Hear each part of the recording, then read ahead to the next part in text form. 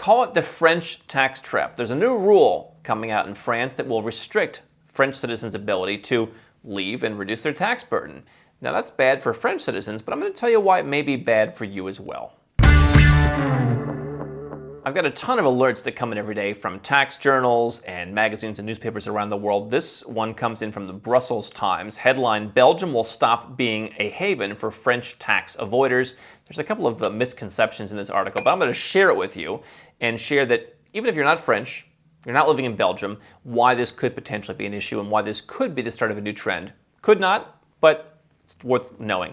If it's your first time here, my name is Andrew Henderson. I'm the founder of Nomad Capitalist. We are a boutique consultancy that helps 7- and 8-figure entrepreneurs and investors legally reduce their taxes, diversify and protect their assets, and increase their freedom and options using offshore strategies. I'm also the host of Nomad Capitalist Live, an annual conference that's open to everybody. We talk about this stuff there.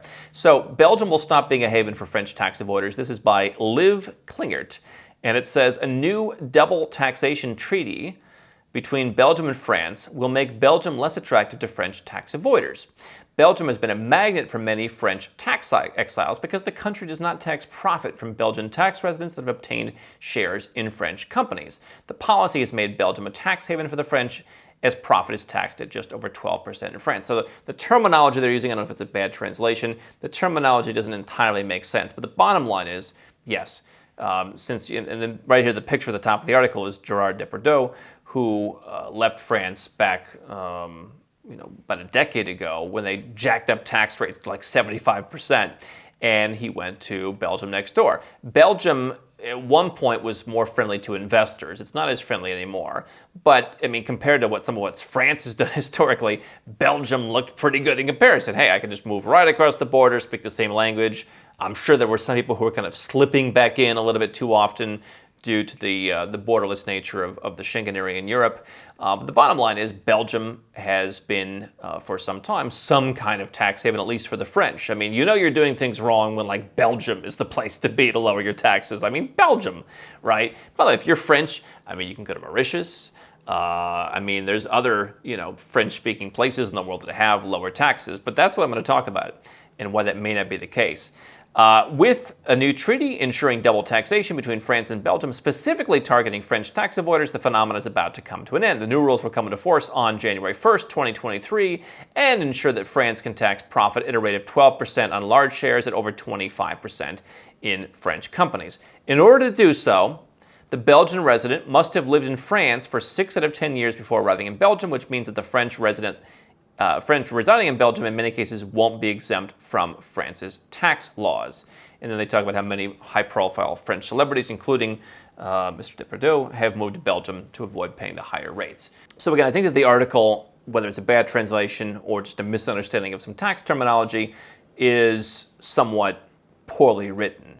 But the bottom line is, if you're French and you've been living in France as a taxpayer, then moving to Belgium is going to become a less attractive option to you. They're basically closing off, at least partially, another option. The same way that French citizens for a long time have not had the ability to move to Monaco. You can move to Monaco, but you're not going to take advantage of the zero personal income tax rate.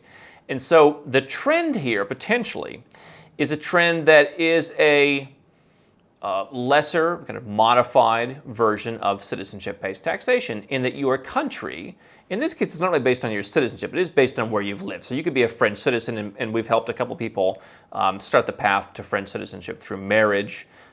They will not be living in France or be tax residents, so theoretically they would not have this apply to them. But if you are a citizen of France and you do as most citizens do, which is live in your own country and pay tax in your own country, and then after years of living in your own country, say, you know what? This place is too highly taxed. I'm not getting the value for the money. Let me go somewhere else. And hey, I'm not willing to go to Mauritius yet. That seems like a little bit of a step too far, but I'll cross the border to Belgium. Or, many decades ago, I'll cross down to Monaco. They cut that option off, and now they're going to start to cut the option off of being able to move to Belgium and take advantage of their lower rates. And so the point is, if they can stop you from doing that, what's the next step? Right?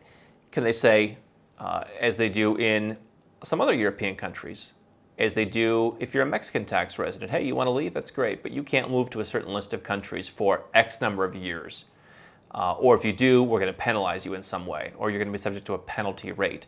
There are countries, largely in Europe, but not entirely, where some people actually do call this citizenship-based taxation, where like if you leave or you do it in a certain way, then you've got to keep paying. And it's not like it's U.S.-style citizenship taxation. The U.S. makes you report all your foreign companies, report all your bank accounts. You've got to keep paying. There are exceptions, there are exclusions, there are carve-outs, but you're still basically a fully taxed, U.S. taxpayer, as long as that you're a U.S. citizen. So is France that bad? No. But it started with you can't go to Monaco. Okay, that's one option off the table. Now they're going to start chipping away at Belgium. Could they do this to other countries in the future? Could they use the EU blacklist of countries that are uncooperative tax havens, or the gray list? Could they say, oh, well, you can't move to those places? Or, and again, some of them do have those restrictions already. This is a form where basically you are not free. If you've been living in a country, you know what? The goody two-shoes of the offshore world, as I always say, if you live in a country, pay the tax. Figure out a way to go where you're treated best. Right? So if you live in France, you're paying tax in France. When you decide you no longer want to live in France, should they have the ability to say, oh, you can't go there. Oh, you can't go there. Why is that their business? Why is that something that just because you lived there once, they now own you for the rest of your life? You now have the French stamp on you. Now, in this case, it seems like after a certain number of years, it'll be more flexible.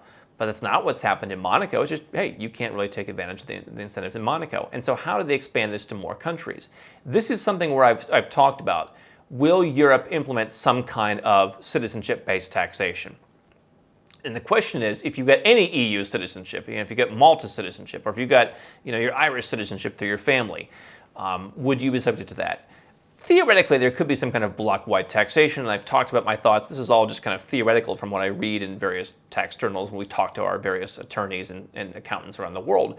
Theoretically, I think it'd be hard to get a block-wide, global tax through. They're already struggling with that on a corporation level, and there's much more momentum for that.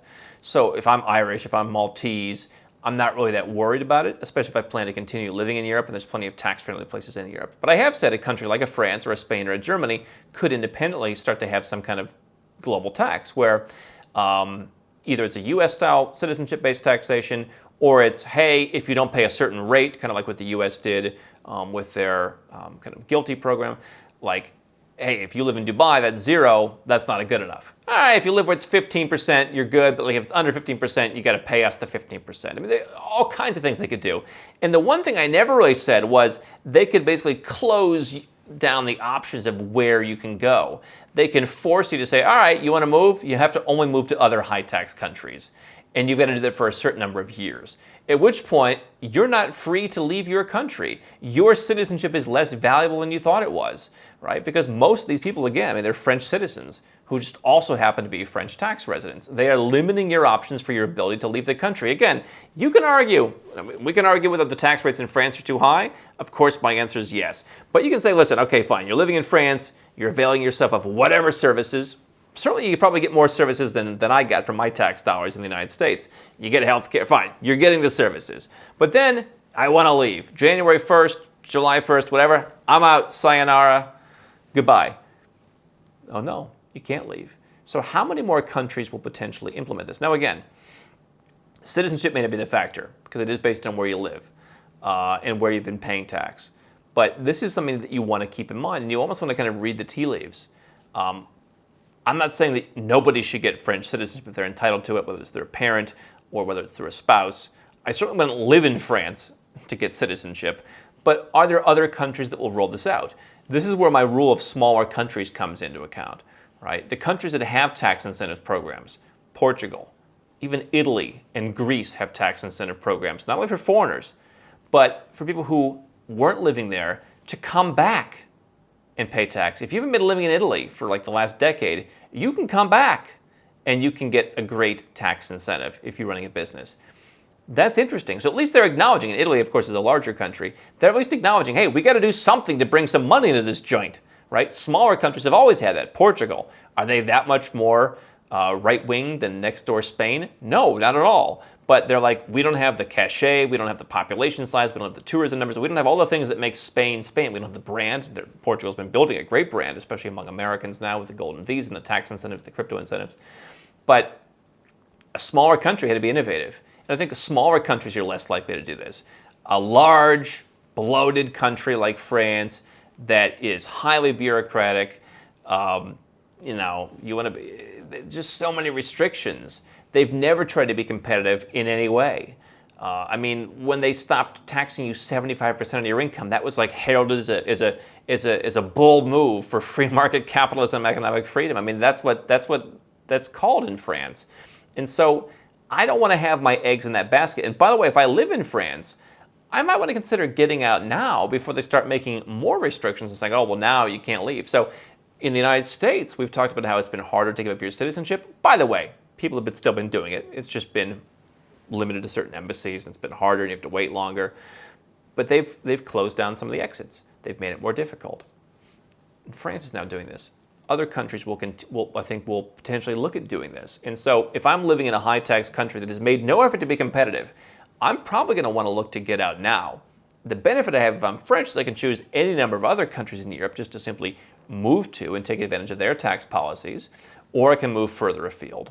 But this is kind of a de facto form of taxation based on your place of residence, based on your place of citizenship, that makes it harder for you to get out. And that's what we've been telling you is coming. They're closing down the exits.